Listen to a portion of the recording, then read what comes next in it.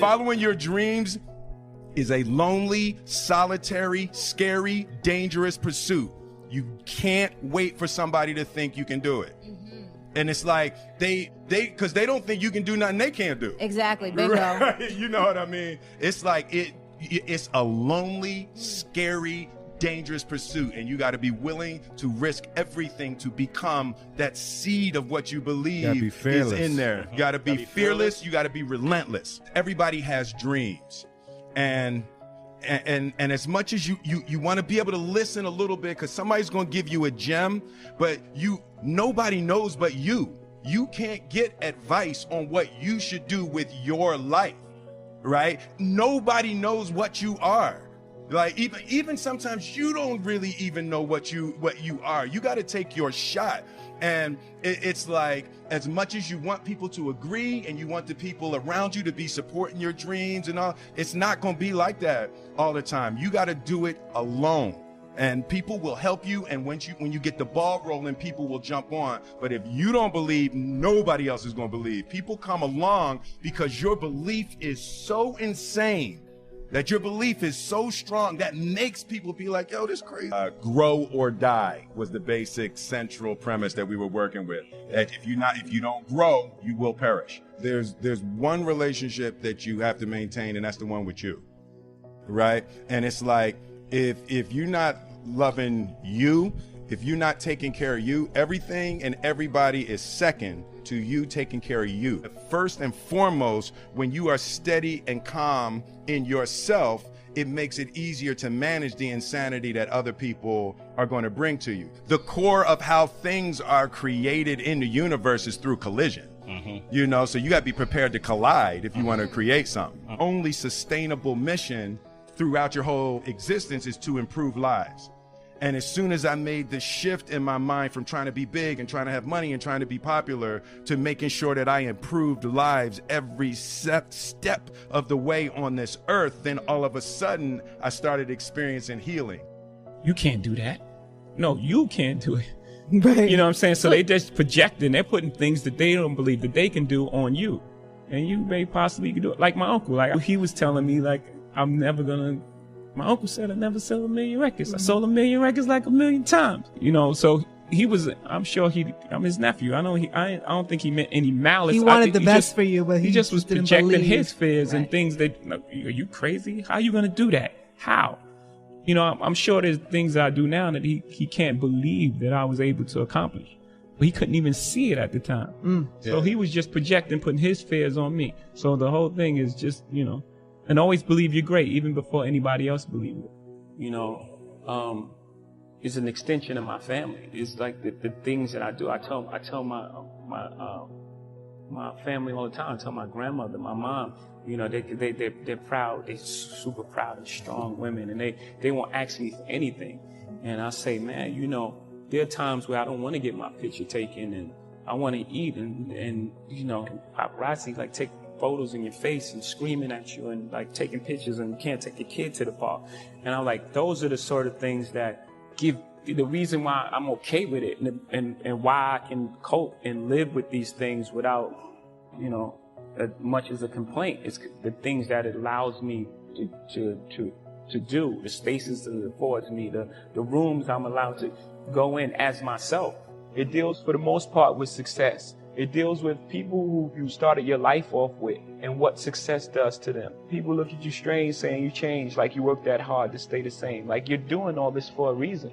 And what happens most of the time, people change. People change around you because they start treating you different because of your success. So you are changing. You don't change who you are, the core of who you are, the things you believe, the things you love, and the things you die for, and your principles. You don't change that, but you're going to change who you are. You're going to change. You know, you can't do the same things that you can't hang on the corner. Some people may not be comfortable with that. And then it deals with the other side of success, how people look at you when you're successful. Media medals, people sue you, settle. Every step you take, they remind you get it. So no matter how far you are, you still have that stigma on you of where you come from when you walk inside the door. Even if you have a tuxedo on, it's like, oh yeah, that's the guy who used to be this and did that. Most kings get their head cut off, right? I mean, in war, battle, and in life. at the end of the day, you've achieved everything you want. You've made it to the top of the throne, and at the end of the day, you just get your head cut off. Do things that are true to you. Most things that I'm involved with are extension of being creative. Rockaway is a clothing company. It's part of who you are, and hip hop is your attitude and what you're trying to express, how you dress. I love sports growing up. I grew up in a household where sports was on 24/7. So these are all things that are comfortable for me. These are things that I like. So I would just say get involved in things that you love, and also have a standard for yourself and have some sort of integrity, and try to, find some sort of truth in what you're doing. I've got from teenage multimillionaires, 17, to the biggest transaction in the history of the world, $500 billion last year by one of my mentees. 500 billion with a B. A number of you have started a business at one time in your life. The first 50,000 or 100,000 euros in revenue when you start is geometric growth. So everybody that has ever started a business that generated any income, that's geometric growth, because it's starting from ground zero to the first 50, 100. Everybody with me? Okay. What happens? You stop playing to win and you start playing not to lose. When you decide that you really want to invoke permanent change, you start playing to win all the time. And nobody preaches that. They say keep 6 months of reserve in your bank account, right? In case you lose your job. That's a common bullshit. For the first 30 years of my life, I spent 125% of every penny that I made every year. I was always, as you would say, in debt instead of debt. I don't know why I call it debt, but in debt. Why? Because I didn't want any backup. I didn't want any plan B. I either succeeded or died financially. I stopped that when I turned 60. It's my lovely wife, who's a chartered accountant, international tax expert, coincidentally. We started getting rid of our assets and turning to cash, except for the castle. So we're all in cash. So I don't spend 125% of what I made since I'm 60. But from the time I was 20 to the time I was 60, I did. I've got from teenage multimillionaires, 17, on my side, to the biggest transaction in the history of the world, $500 billion last year by one of my mentees. 500 billion with a B, Neom. What did he do? He convinced the Saudi government and the Jordanian government and the Egyptian government, mostly Saudi, to put up $500 billion to build the new city of the future called Neom. It's all online, and he's the CEO, Dr. Klaus Kleinfeld. I've been his mentor since 1997, so I've got from teenage multimillionaires to the biggest deal on the planet, everything I'm in between. I've got no education, I mean literally no education, to multiple PhDs, Oxford scholars, etc. And there's no rhyme or reason, there's no real rationale why a PhD from Oxford to a guy that got out of the third grade, out of school when he was 8 or 9 years old, there's none, except desire, sacrifice. You have a lot of success stories. But correct. There are people who not succeed, mentees. Oh, absolutely. What's the average? 100% of the people that follow the 7 steps succeed. They may only make 100,000 euros or 100 million. 40% of the people drop out because they can't follow the steps.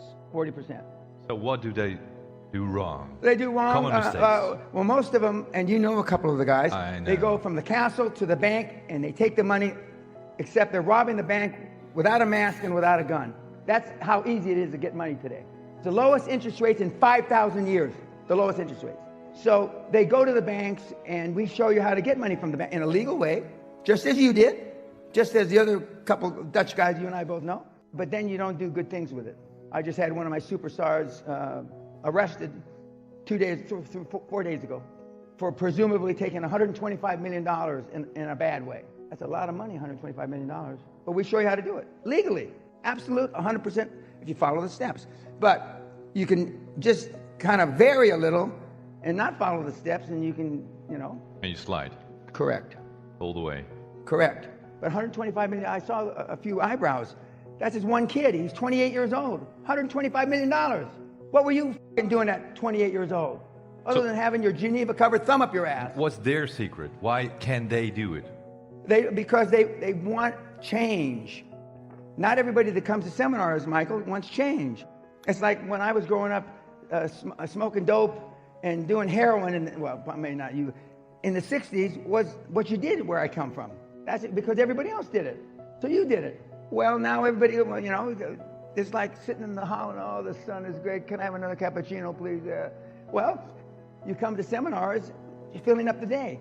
Most people, we've had people that I've met that, by the way, that 700 book kid came to this council seminar, and he's about to close his first deal. He might have been today or yesterday. He's 19 years old. He's 20 now. 20 years old. But they really want to evoke change. They, you know, look in the mirror. Most of you don't like what they see. Not just because you're too fat, you're too skinny, you're bald, you're gray, whatever. It's because you know what you could have been. What's the best advice? How to do it? The best advice is find something you love. Find something that can change 1 billion lives. Zuckerberg is a classic example. He changed more than 1 billion lives.